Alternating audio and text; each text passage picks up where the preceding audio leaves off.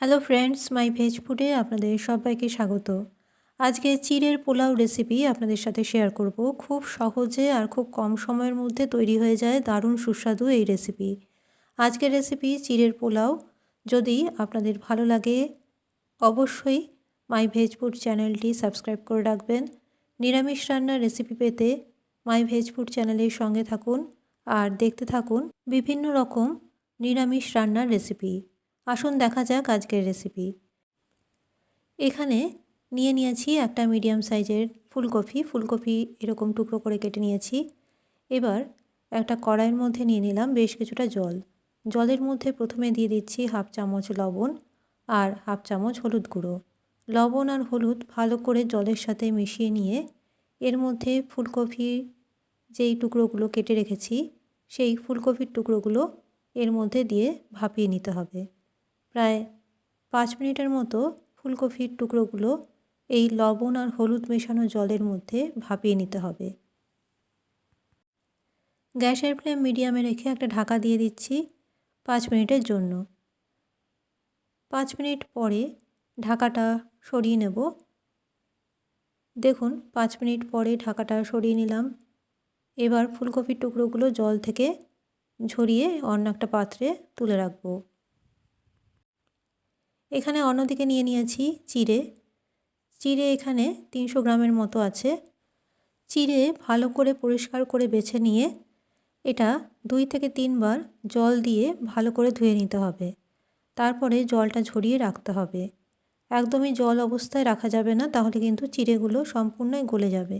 তাই 2 থেকে 3 বার জল দিয়ে ভালো করে ধুয়ে চিড়েটা জল ঝরিয়ে রাখতে হবে অন্য একটা পাত্রে।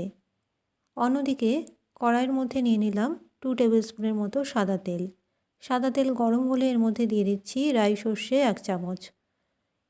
সর্ষে ভালো মতো হয়ে গেলে এর মধ্যে দিয়ে দিচ্ছি কিছুটা পরিমাণে বাদাম আর এর মধ্যেই দিয়ে দিচ্ছি সামান্য পরিমাণে লবণ।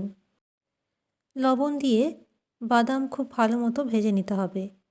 আর এর মধ্যেই দিয়ে দিলাম একটা শুকনো লঙ্কা, ছোট টুকরো করে কেটে নিয়ে শুকনো লঙ্কা দিয়ে দিয়েছি আর দিয়ে দিলাম 1 ইঞ্চির মতো আদা গ্রেট করে। এবার এর মধ্যে দিয়ে দিচ্ছি কেটে রাখা গাজরের টুকরোগুলো খুব লম্বা আর সরু টুকরো করে কেটেছি। এরকম করে গাজর কেটে এর মধ্যে দিয়ে দিতে হবে। খুব ভালো করে এবার নেড়ে চেড়ে নিতে হবে। এখানে বলে রাখি আমার চ্যানেলের সব রেসিপি সম্পূর্ণ নিরামিষ, পেঁয়াজ রসুন ছাড়া তৈরি করা হয়। নিরামিষের দিনে বা যে কোনো পুজোর দিনে এই রেসিপিগুলো তৈরি করে খেতে পারেন। আর রেসিপিগুলো ভালো লাগলে অবশ্যই একটা লাইক করতে ভুলবেন না আর চ্যানেলটি সাবস্ক্রাইব করে রাখবেন। কিছুক্ষণ পরে এর মধ্যে দিয়ে দিলাম আগে থেকে ভাপিয়ে রাখা ফুলকপির টুকরোগুলো গাজরের সাথে খুব ভালো করে মিক্স করে নিয়ে ভেজে নিতে হবে। আপনারা এখানে পছন্দ অনুযায়ী সবজি ব্যবহার করতে পারেন। বাঁধাকপি দিতে পারেন কিংবা আলু ছোটো টুকরো করে কেটে দিতে পারেন। এর মধ্যে দিয়ে দিলাম কিছুটা পরিমাণে মটরশুঁটি বা কড়াইশুঁটি। এবার খুব ভালো মতো ভেজে নিচ্ছি। আর গ্যাসের ফ্লেম এই সময় মিডিয়ামে আছে। মিডিয়ামে রেখে ফুলকপি গাজর ভালো মতো ভেজে নিতে হবে। এর মধ্যে দিয়ে দিচ্ছি হাফ চামচ হলুদ গুঁড়ো আর স্বাদ অনুযায়ী লবণটা এর আগেও ব্যবহার করেছি, তাই সেই অনুপাতেই লবণটা এখানে দিলাম। এবার ভালো মতো ভেজে নিচ্ছি। আমার চ্যানেলে নতুন বন্ধু হয়ে থাকলে চ্যানেলটি সাবস্ক্রাইব করে রাখবার অনুরোধ রইল। পাশের বেল আইকনটি প্রেস করতে ভুলবেন না। আর যে সকল বন্ধুরা আমার পাশে আছেন, মাই ভেজ ফুড চ্যানেল সাবস্ক্রাইব করে রেখেছেন, তাদেরকে জানাই অসংখ্য ধন্যবাদ। এর মধ্যে দিয়ে দিলাম একটা শুকনো লঙ্কা ছোটো টুকরো করে কেটে। এর মধ্যে আপনারা কাঁচা লঙ্কা ব্যবহার করতে পারেন, তবে আজকে আমি শুকনো লঙ্কা দিয়েই এই রেসিপি তৈরি করছি। কিছুক্ষণ নেড়ে চেড়ে যখন ফুলকপি আর গাজর থেকে যেইটুকু জল বেরোচ্ছে সেটা শুকিয়ে যায়, তারপরেই কিন্তু আমি এখানে চিনিটা দিয়েছি। ফুলকপি আলু বেশ কিছুক্ষণ ধরে নেড়ে চেড়ে ভেজে নেওয়ার পরে এর মধ্যে চিনি দিয়ে ভালো মতো ভেজে নিতে হবে। চিনিটা আপনাদের স্বাদ অনুযায়ী দেবেন।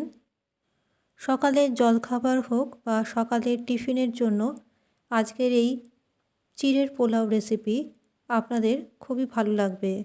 আর সম্পূর্ণ নিরামিষভাবে তৈরি।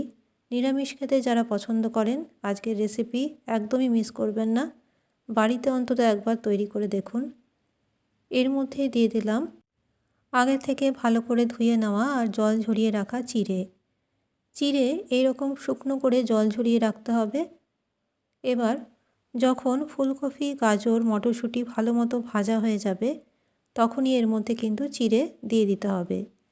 এখানে একটা ট্রিক বলে রাখি, যখন চিড়ের পোলাও তৈরি করবেন তখন সবজির মধ্যে চিড়ে দেওয়ার পরে খুন্তি দিয়ে হালকা হাতে এইরকমভাবে ঝেড়ে ঝেড়ে চিড়ে সবজির সাথে মিক্স করতে হবে। এইরকমভাবে খুন্তি দিয়ে একটু নেড়ে আর হালকা হাতে ঝেড়ে ঝেড়ে মিক্স করলে চিড়ের পোলাও কিন্তু একদমই ঝুরঝুরে হবে আর খেতে দারুণ স্বাদের হবে। এইভাবে একবার বাড়িতে বানিয়ে দেখবেন, খেতে কিন্তু দারুণ হয়। চিড়ে ভালো মতো মিক্স হয়ে যাওয়ার পরে ওপর থেকে ছড়িয়ে দিতে হবে বেশ কিছুটা ধনেপাতা কুচি। তৈরি হয়ে গেল দারুণ স্বাদের সম্পূর্ণ নিরামিষ চিড়ের পোলাও। আজকের এই নিরামিষ রেসিপি আপনাদের কেমন লাগলো কমেন্ট করে অবশ্যই জানাবেন। ভালো লাগলে একটা লাইক করতে ভুলবেন না, আর রেসিপি অবশ্যই শেয়ার করবেন, আর চ্যানেলটি সাবস্ক্রাইব করতে ভুলবেন না। আজকের মতো আমার রেসিপি এখানেই শেষ করলাম। ভালো থাকবেন, সুস্থ থাকবেন। নমস্কার।